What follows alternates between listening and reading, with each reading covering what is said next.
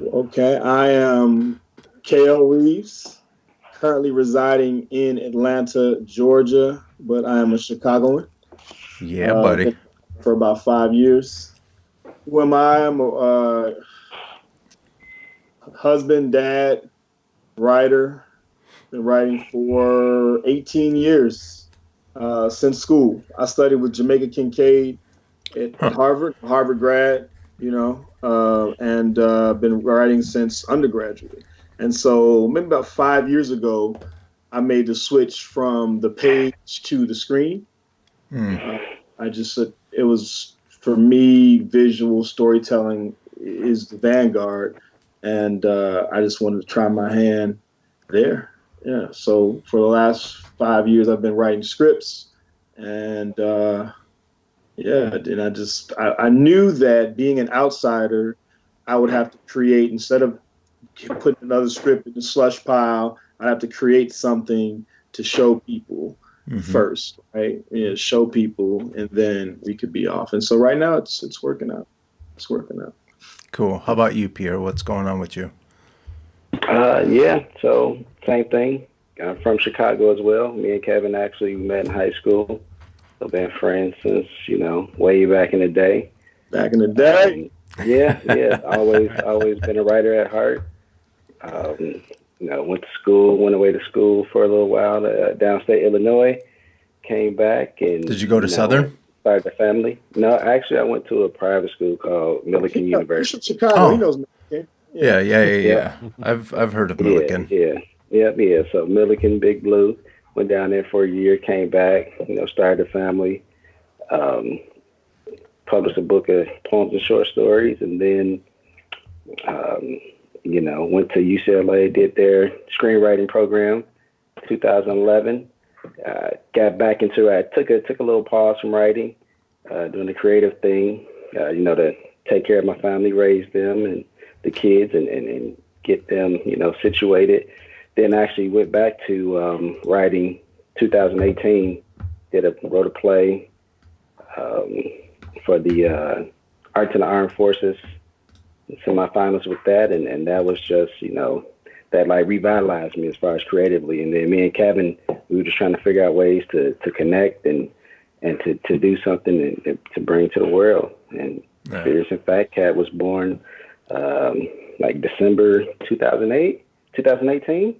And Nice. when Kevin, the idea sparked in Kevin, and he hit me up with a text, and then I sent him a voice memo of some funny stuff, and it's been on and popping since.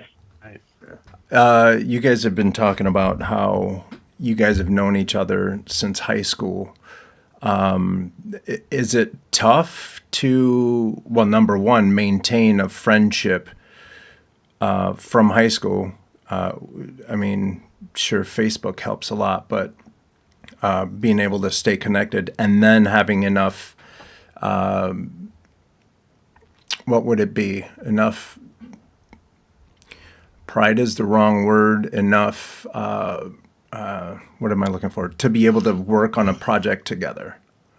Reciprocal. Yeah. Confidence, enough What's confidence in each other. interesting is that he and I, so we were teammates. We were teammates in high school, right? So we already have sort of that bond where Hmm. you're learning how to work and win with someone, right? So we had that. But Pierre and I have been creative partners since we were in our early 20s. So this has really been real Ah, seamless for Right. us. And you know what I'm okay. saying? Like we used to walk around the park for hours talking about Ralph Ellison and James Baldwin and Richard Wright. These are all literary writers. Like I'm talking about circling the park, just talking about craft, right? I Right. mean, you all are all artists, right? Mhm. So Yeah. just imagine, just dig that, right? Just hours on end talking about craft, right? And so it just was, we just were waiting. And we were in our early 20s, we were rolling. We were doing poetry slams together. We Yeah. would write plays. We're doing all this stuff, right? But he said life happens, right? He has 4 kids.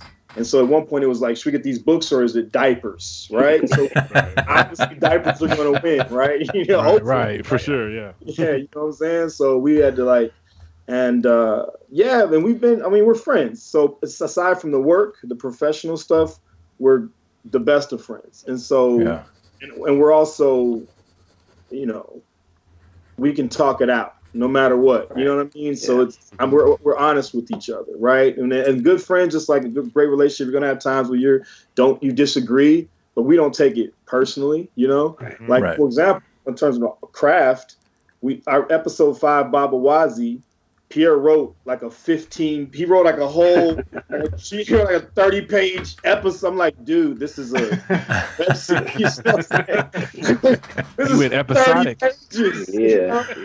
He's like, take this, Star Wars. It was good writing, but I was like, nah, this is not it, man. This is like ER. You know what I'm saying? We're trying to, you know. Yeah, we just gotta cut this up in episodes. yeah, this is 10 episodes, and when I went, I just wrote it, and it was cool. He had no ego. Same thing for him. Like I'll write something, he's like, nah, you shouldn't say it like that, right? And it's like, yeah, that's the best thing. We just want to win. You know, we want to win together, and so it's been really great to work with, you know, my partner, man, and I think it works out. Like that's what I'm hoping it works out, man. Because you often hear, I was watching the Oscars, and Ryan Coogler was it his cinematographer? Who was it? The guy. It was did the soundtrack. Ludwig. He did the music for Childish Gambino. You know, Waking My Love. Yeah. And then he did the score for Black Panther. They had known each other for 17 years. They were roommates as kids, right? Yeah. And they were dreaming of a time later on that they could possibly do something really cool. And I think like creative partnerships that like you have to have a strong relationship because it's a lot of tension. Like right now, we're exhausted. It's a lot going on. It's been a roller coaster, you know. So you got a good relationship to make stuff like this work. So it works out, you know. Especially Pierre. Like, what are you doing full time right now? Full time, I'm in the Air Force. I'm a ICBM launch control officer. So out here in North Dakota. Yep. Out here in North Dakota, you know. So number one, going 60 feet deep, and you know, get my hands on the switches. Well, ready to put my hands on the switches and ready, you know, and launch if need to. I understand where you're coming from because when I was in the service, I was playing with those Nuki Nukes and you know, like I was there when Desert Storm was happening, and my mom was like, "Oh my God!" My grandmother was like, you let your boys go into the army, now they're gonna die." And I was telling my mom, I have top secret clearance. I can't say anything, but if they call me, we all got problems. So, yeah. But yeah, man, thank you for your service. Thank you for being out there getting it done. Yeah, appreciate that. Yeah. So then, I'm assuming, like, so